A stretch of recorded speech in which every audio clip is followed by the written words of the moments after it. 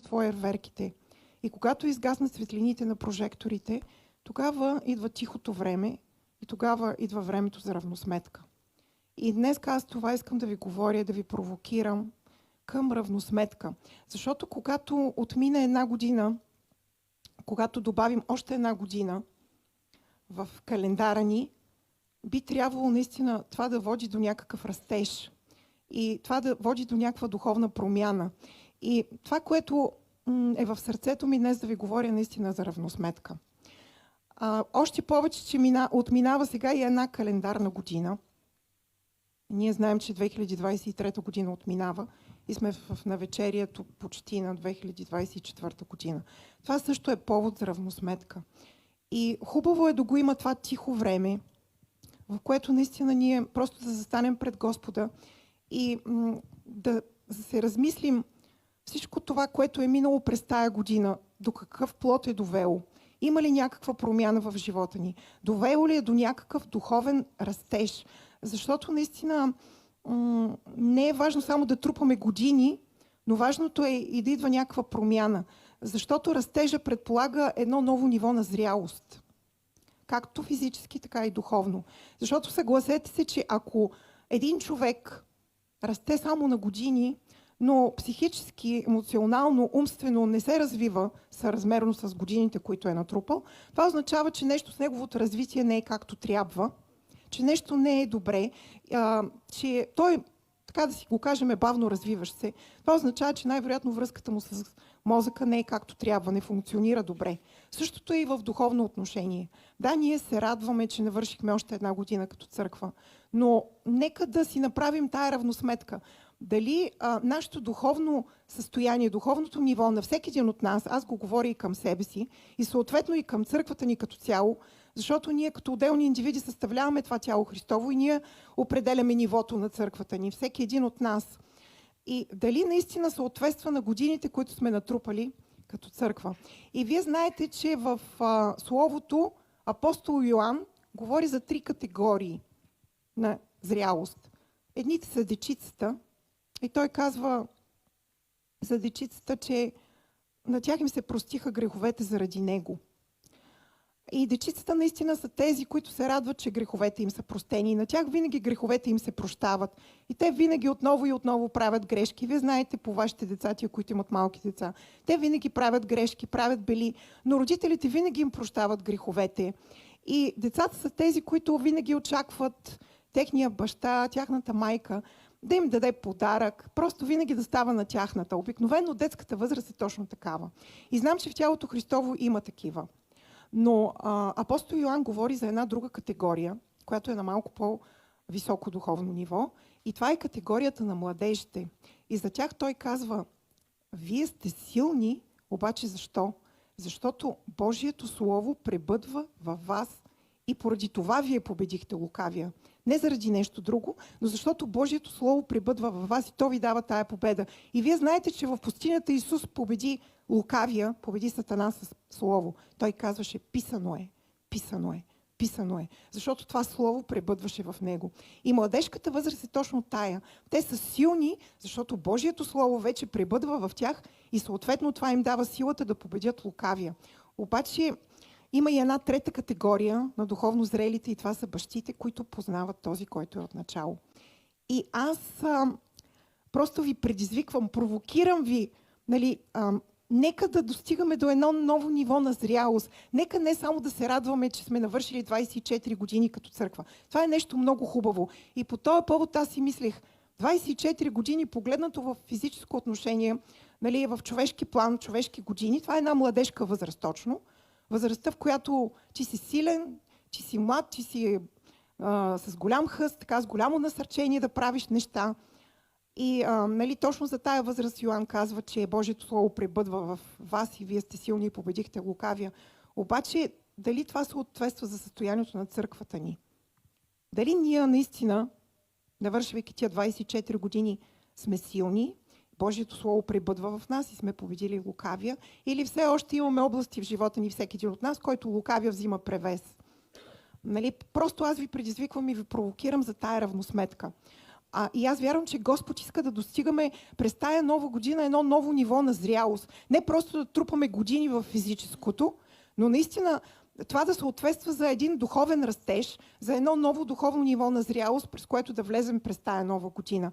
И разсъждавайки си, че 24 години е една младежка възраст, погледнато в човешко измерение, в човешки години, в същото време някакси Господ ме накара да се замисля, че погледнато в духовен план, това би трябвало да бъде една духовна зрялост. Защото ти, ако ходиш 24 години с Господ, това би предполагало да имаш една духовна зрялост. Ако ти ходиш 24 години на църква и твърдиш, че ти ходиш с Господ, това би следвало да води една наистина голяма промяна в живота ти, да е довело до един голям духовен растеж, ти вече да си във възраст, която да влизаш в тая категория на духовните бащи, на духовните майки, които познават този, който е от начало. И това вървеше в сърцето ми и това е желанието, което имах, нали, да ви споделя тази сутрин. За този копнеж, за това желание, за тая равносметка, къде сме стигнали и къде искаме да отидем, къде искаме да стигнем по-надалеч. Защото Господ винаги ни предизвиква за нещо повече. Той винаги има нещо повече. И целта е не само да се радваме на това, което се е случило до сега, но да тичаме за това, което е, да тичаме за по-напред, за повече, за горното, да искаме да познаваме този, който е отначало още и още в по-голяма дълбочина и в по-голяма пълнота. И апостол Павел провокираше римляните и той им каза: през изтеклото време вие трябваше всички да станете учители, а пък вие все още сте младенци, защото имате нужда от мляко, а не от твърда храна. Защото докато имате нужда от мляко, вие все още сте младенци. Но аз вярвам за една църква, която да достигне до едно ново ниво на зрялост през тази година, която идва. И наистина вече да стигнем в тая възраст на тая духовна зрялост, защото Господ иска да излива славата си. Той го е казал в Словото си, че последната слава на дома Господен ще бъде по-голяма от първата. И Той наистина иска да излива тая слава, но няма как да излее тая слава, тая сила, власт и авторитет, която Той притежава на едни духовно незряли хора, защото ако дадеш сила, власт и авторитет на едни деца, те ще направят просто по-скоро бели, отколкото, нали, да използват тая духовна сила, власт и авторитет по правилния начин. Същото и в духовно отношение. И за това аз вярвам, че Господ ни провокира, Господ ни кара да се замислим и наистина да си зададем въпроса: какво се случи в моя живот през тая година, която отмина? Аз наистина достигнах ли до едно ново ниво на зрялост? Аз наистина осъзнах ли нещата, през които преминавах, уроците, през които преминавах, до какво трябваше да доведат, какъв урок трябваше да взема, как трябваше да го взема, дали си взех изпита както трябваше, или просто още се боря с едни и същи неща в живота си. Дали още падам в едни и същи грехове, дали още съм във възрастта на дечицата, които имат нужда да им се прощават греховете. Наистина вярвам, че Господ има нужда от една зряла църква. И моята молитва и моето желание тая сутрин е нашата църква да бъде такава зряла църква. Наистина да достигнем това необходимо ниво на зрялост, което Той да може да излее ново ниво на духовна сила, власт и авторитет. Не, че Той не го прави досега, но ние искаме да е с още по-голяма сила. Но това няма как да се случи и Господ го прави за добро, защото ако ние не сме готови за тая слава, ако ние не сме толкова духовно зрели, няма как да я понесем по правилния начин тая слава. И аз наистина, Господи, сега, тая сутрин, се моля, Боже, през тая нова година, която идва в църквата ни и в живота на всеки един от нас като отделни индивиди, ние да достигнем до едно ново ниво на зрялост, Господи.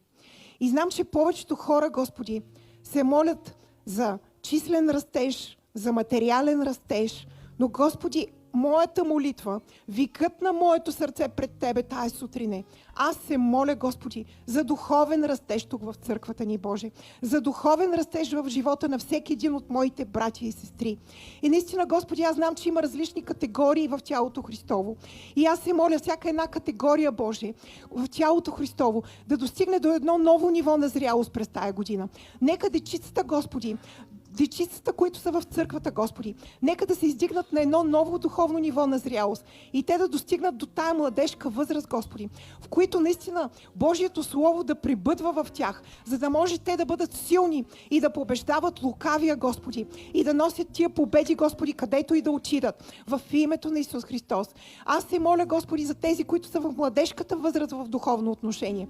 Нека, Господи, те да се издигнат на едно ново духовно ниво на зрялост, в което все повече и повече, Господи, те да се доближат до тая категория на духовно зрелите, за да могат да бъдат тия духовни майки и бащи, които да се натоварват с Твоите товари, които наистина, Господи, да бъдат жертвоготовни, които да познават сърцето Ти, да познават този, който е от начало и които, Господи, наистина да са готови да поемат Твоята сила, власт и авторитет и да я използват по един правилен начин. Наистина, Господи, за постигане на Твоята воля. И както Ти, Исус, каза, не моята воля, Господи, да бъде, но Твоята воля да бъде, Господи. И духовно зрелите хора са точно тези, които не търсят своята си воля, но те искат да изпълнят волята на своя небесен баща. И аз се моля, нашата църква, Господи, не само на години Боже да празнува, че е достигнала до едно нова зрялост, но наистина и духовно, Господи, ние да бъдем на едно ново духовно ниво през тая година, в която наистина да можем да кажем като църква, не нашата воля да бъде, Боже,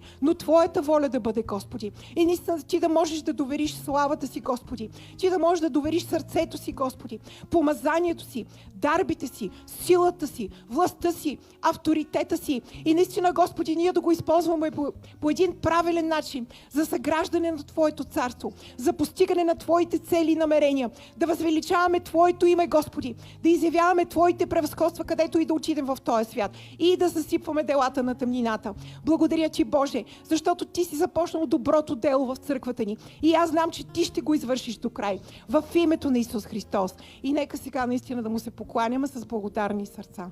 Алелуя!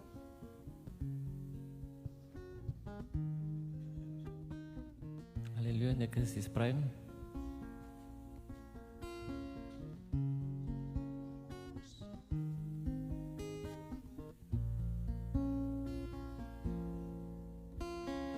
Нов народ, възкръсване с България.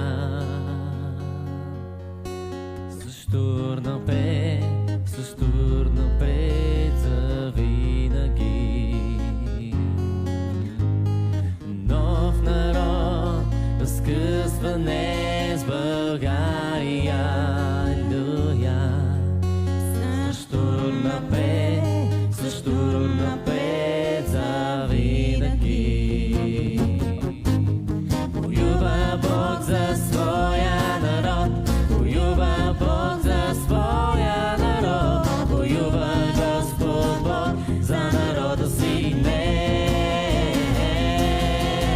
Воюва Бог за своя народ, воюва Бог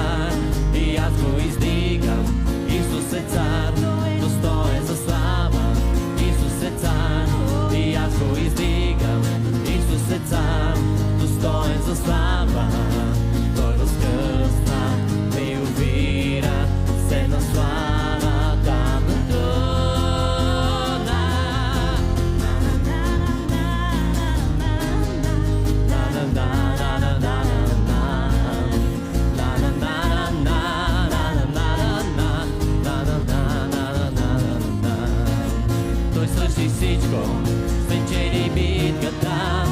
Сатана е паднал, победител е Христос, Исус е Господ. О, алелуя, и Той е цар на цялата земя. Той свърши всичко, спечели битката. Сатана е паднал, победител е Христос, Исус е Господ.